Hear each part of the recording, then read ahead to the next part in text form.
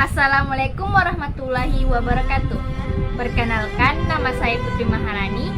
Kali ini saya ingin menjelaskan tentang komunikasi. Komunikasi adalah proses yang melibatkan dua orang atau lebih. Dan proses pemindahannya dilakukan dengan lisan, tulisan, maupun sinyal-sinyal nonverbal. Jenis-jenis komunikasi. Yang pertama, komunikasi antar pribadi.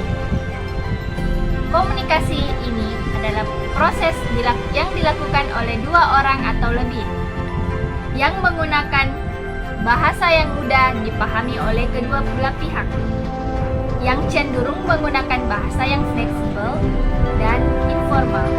Contoh dari komunikasi ini adalah komunikasi antar keluarga.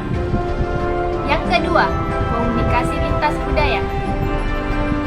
Komunikasi lintas budaya merupakan komunikasi yang dilakukan oleh dua orang atau lebih, yang masing-masing memiliki budaya yang berbeda karena faktor geografis tempat tinggalnya.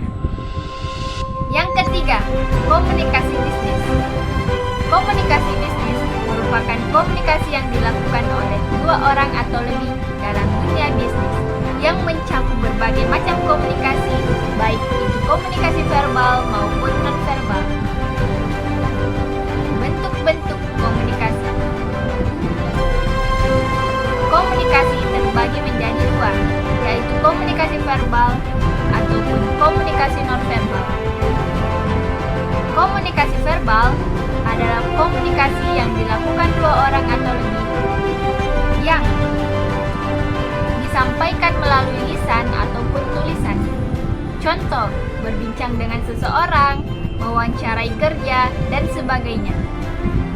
Sedangkan komunikasi nonverbal merupakan komunikasi yang dilakukan dan cara penyampaiannya menggunakan gerakan tubuh atau simbol-simbol lainnya. Contoh dari komunikasi nonverbal yaitu menggelengkan kepala saat keheranan atau menolak.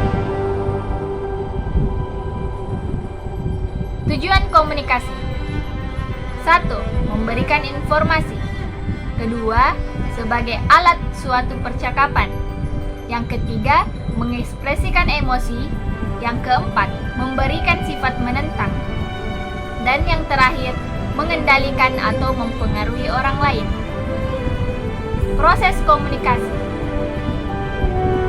Yang pertama, pengirim menyampaikan suatu ide atau gagasan. Yang kedua, pengirim